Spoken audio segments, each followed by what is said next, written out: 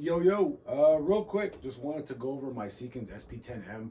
I had a lot of questions about it. A lot of people kind of inquiring about it, primarily because they're not really aware of the Seekins SP10M, truthfully. A lot of people are more aware of your Neveskis, your LMTs, Knights, Arrows, stuff like that, right? Not very many people are aware of this, and it's interesting because a lot of people kind of designate this rifle as being kind of the best kept secret in precision long range. I may be a little bit biased because I own one, but again, that's just me. But anyways, just thought I'd go a little bit over it from front to back, kind of giving you some ins and outs of it. What makes it such an accurate gun, and does it live to the hype of being an SR25 killer? Make you think about that. But without further ado, right off the bat, you guys know I shoot for Leupold, so put that out there. We already know this. It's the Mark V, 3.6 to 18. It's running the H59 reticle in it. I know Buck wants me to get into the Tremor. I will, maybe at some point. We'll see how it goes. Has a Delta Point Pro as an offset. I'll go over why this can be important, and it's not strictly for your CQB Ninja use. It actually has a pretty significant usage as far as long distance is concerned. Spur mount, no question. It's what it is. If you know anything about precision, you know spur is like straight up the Cadillac when it comes to the mounts or rings for scopes, right? So starting from the front, it comes with a Seekins brake. It's a ported brake. It reminds me a lot like my the Little Bastard from American Precision Arms. It's a ported brake and it does what it's supposed to do. But what's really interesting with the brake in conjunction to its gas system, it makes for one pretty incredibly smooth shooting 6.5. I mean, 6.5 is definitely a lot less, not a lot less recoil, but less recoil than, let's say, your standard 308 or whatever. But when those work in unison, man, this thing is pretty incredible. And it's cool because this adjustable gas block right here, you can up and down the gas however you want, whether you're running suppressed, unsuppressed, different loads, all kinds of whatever you want in it, right? As far as the bipod is concerned, it's the SkyPod from MDT. I picked this up over at Old Balls Inc. And yes, that's a company called Old Balls Inc. This is not for the faint of heart when it comes to price tag. It's a $600 bipod. I was a bit sticker shocked at first, truthfully. But once I got my hands on it, and a few people that I know, Tyler and Phil, they run it religiously, and there's a reason for it. I was like, you know what? All right, let's go pick this thing up and see what it does. The versatility and the adjustability on this thing is pretty gnarly. So, I mean, this can get up really, really high.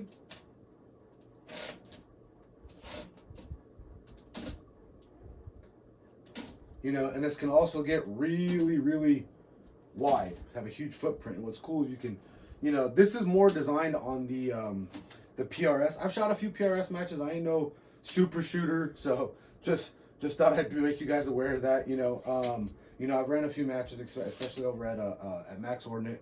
But this thing's super cool, especially on different styles of barricade, whether it be tires or whatever. That added length really helps. I've been running the Atlas for some time. When it comes to my what's it called? When it comes to my Surgeon, I love my Atlas, but this thing has got some pretty gnarly adjustability to it. It's attached via the RRS style dovetail, right? This doesn't actually have it's a dovetail like, if you will, but this is running the MRAS system from Seekins Precision. It's their kind of own version of it, and it has these kind of little I don't know if they're dowels or little divots in it, because they have a clamp that goes with it that you can attach onto it or attach onto the bipod, which is super cool. It's really cool because it has it's like a clamp feature, so it locks really, really nice in place. There's a reason I don't use it, and it's because I want to be able to put this on my Surgeon as well, because it's running a dovetail, so it doesn't have the MRAS rail on it, so that's why I choose to run this. And what's cool, also on the back end, it has a barricade stop, and you can turn it, you can do whatever basically you want with it, right? It's running their rail, the Seekins rail, and what's pretty cool about it is the bottom part of it is a huge flat surface, so it's really nice when you're running on a barricade with a bag and stuff like that. Really helps keep the rifle situated, and also helps mitigate your recoil, keeps good, or keeps less reticle movement, if you will, which is super cool. What else? I'm going to talk about what makes this thing pretty accurate here in a second, but let me just go over the rifle really quick, and then I'll focus in on that one main point. On the back end of it, it's running their stock. It's their Seekins stock, and this is a Weebad Gear cheek rest. It's actually for the PRS stock from Magpul, the Gen 3. And believe it or not, it fit on here just perfectly. And I was talking to the dudes from Weebad, and we were thinking about, oh, maybe we should try to see if we can do something, if they can do something to try to make one for the Seekins. But I was like, there's no point. It overhangs a tiny bit, but nothing too drastic, and works just fine. It's got full ambi controls, both left and right, paddle, mag release, all that kind of stuff. SR25 mags and Magpul P mags, along with the mag pullers. Right, these things are. I'd never really had a care for them until I started using like chess rigs when we would go up in different shooting arrays and stuff like that. Whether it be at Max Ordnance or whether it be in Vegas with some friends or whatever. It's pretty cool because this allows you to just basically, it's ease of pull out of your mag carrier, which is super cool. It's running a Timney trigger. Never ran a Timney trigger until now. Was a bit skeptical, truthfully, because I was like kind of bred on Trigger Tech and Geisley. Geisley at least for semi-autos, right? And Trigger Techs for bolt guns. I have a Trigger Tech for my LMT lower. It's nice. I do like it, but I think this has a little bit better of a controlled brake, if you will. It just, again, that's my opinion. There's nothing wrong with that, truthfully, but on a semi-auto, I think it really shines better with a Timney than it does on the Trigger Tech. Trigger Tech all the way on a bolt gun. I don't compromise anything else, truthfully, and that's just the way it is. So there's that, and it has their charging handle. It looks like it's ambi, but it's not. It's a cool, I don't know why they did that, but they did. So it's not too big of a deal. I'm also running Flatline Ops bone spur for the little peg. So Leupold supplies a little peg to ease for being able to power up and power down on magnification. Flatline has one where it's knurled and a bit more tactile, if you will, which allows you to be able to push this up, or I'm sorry, to magnify up and magnify down, which is super, super nice. They also make bubble levels, which, if you know anything about precision, it's important, absolutely important to be running a bubble level. And the one I'm running currently on this one is the one also from Flatline Ops, and it's the one that hooks onto the spur mount. Straight, it's a direct attached to it, pops out like that. They also make one that goes on your scope, one on your rail. So it's got a whole they have a whole bunch of different designs, which is super slick. But food for thought, if you're gonna do precision, I really suggest you buy yourself a bubble level, preferably from Flatline. But yeah, so that's pretty much the overview. Magpul grip, you guys, that doesn't really need anything to tell about. But I want you guys to take into consideration this part right here. This is kind of where it exceeds as far as the precision is concerned. It was interesting because I was watching one of the sniper hide videos from Frank Galil, and he was interviewing Glenn Seekins. And he explained why this made it so important and how the assembly process is really important on the upper receiver, because that's what makes or breaks the accuracy on a gas gun. And on an it doesn't mean that it's inaccurate, it just means that it's not precision rifle standard accurate, right? So, and what's actually pretty cool about this, I just recently put an upper together with a buddy of mine, Nacho, and it's super, super cool, and it made more sense on why this came into play and why this was a huge thing. So, on your standard AR-15 style rifle, right, the connection between the barrel and the barrel nut, as well as the handrail, is very detrimental to barrel harmonics, because as we know, when we put this together, you know, you have your upper receiver, right, and you have your small little upper receiver extension right there where the barrel nut connects. You attach on the barrel nut, right, and then after that you attach your gas system. Gas system is not that big of a thing. I'm sorry, you put on your barrel and then your gas system. Gas system is not really the factor in here, but it's all a part of the assembly process. But then on top of that, you put your rail over that barrel nut. So what ends up happening is you have all this connection to the barrel via barrel, barrel nut, and handrail. So anytime you're sitting on a bipod or a barricade, any type of pressure or flex onto the rail will translate into the barrel harmonics, thus disrupting barrel harmonics. And we kind of know that we're not supposed to put our barrel onto a barricade because it causes the bullet to be less accurate, if you will. So that's something that we've always learned, but there's always like kind of a why was that a thing. But what's interesting, oh, by the way, this is a Veltor mirror upper, and a Radiant ADAC lower, completely from scratch, which was super cool.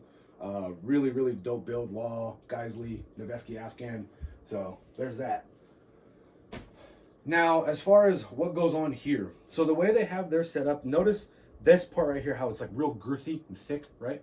There's a reason for that. So the extension where the receiver meets up with the extension from the upper receiver, this part right here is a huge thick block of metal. And there's a reason for that. So the way their assembly process is a little bit different on how they connect it to each other. So prior to assembly, what they do is that they take the barrel nut and it goes inside of the upper receiver, followed by the barrel, and that's one assembly right there. Now the trick here is, or the aha moment, is where this rail meets up. This rail now goes over the actual upper receiver, right? So this is basically the male end, and then this is the female end, and it just sits in there just like that. So in conjunction to having, excuse me, in conjunction having that thick piece of metal plus no contact to the barrel, aids in little, if not no, barrel harmonics disruption at all, which I thought was pretty interesting. I'm not sure of very many other companies who do that. Please comment in the section and let me know if there is and what your experiences are. But this was the first that I heard of it. I was made aware of this company from a close friend of mine, her husband, who's currently overseas, or he's now going into retirement. He's the one who kind of made me aware of it, and a lot of people currently are using it. I don't like going to that route, being like, well, this super ninja group uses it, or this super ninja law enforcement group. I don't really care, because I'm not one of those guys. But I trust my boy's assertion and his overall view of the rifle itself, and there's a reason for it. So that's why I kind of gravitated towards here. Also, the dudes are really cool. Maddie's a super, like, he's like really excited at his job, and that's what I absolutely love about it. Not only customer service is really important, but you gotta love what you're doing. And if you're not just, this is not just a number. This is like somebody's rifle. Like, you want it to live as great of a life as you wanted to within that person's hands, right? So that's pretty much overall as far as what the rifle's about. It's sitting on a really right stuff tripod, the Model 34. This thing is pretty gnarly. There's another competitor to it, which I kind of hold pretty much in the same category with really right stuff, and that's Crux tripods. Those guys are also pretty legit, and their tripods are pretty incredible as well. And that's about it. Oh, and with the bubble level on the spur, I know a lot of people are like, well, you have a bubble level on the spur, why do you need another one? It's nice, it's cool, but what's cool about these is that this goes into your line of sight. It goes on your left, so if you're shooting obviously right-handed and you're looking through the ocular lens with your right eye, it's really cool on the fact that it sits directly in your line of sight. You know what I mean? So you don't have to strain your eyes. I know it's very mundane and maybe not something that's too much of an issue, but to me, I thought that was actually pretty cool.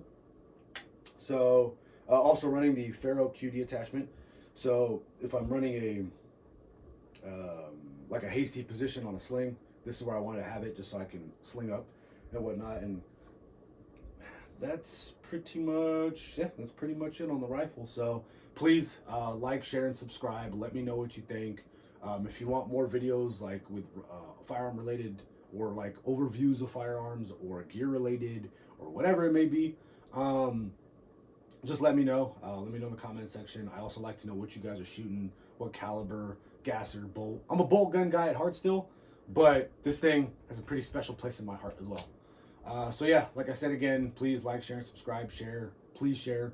I'd like to get more word about this Seekins, and that's pretty much it. So, good. Thanks for watching this. I appreciate that. Peace.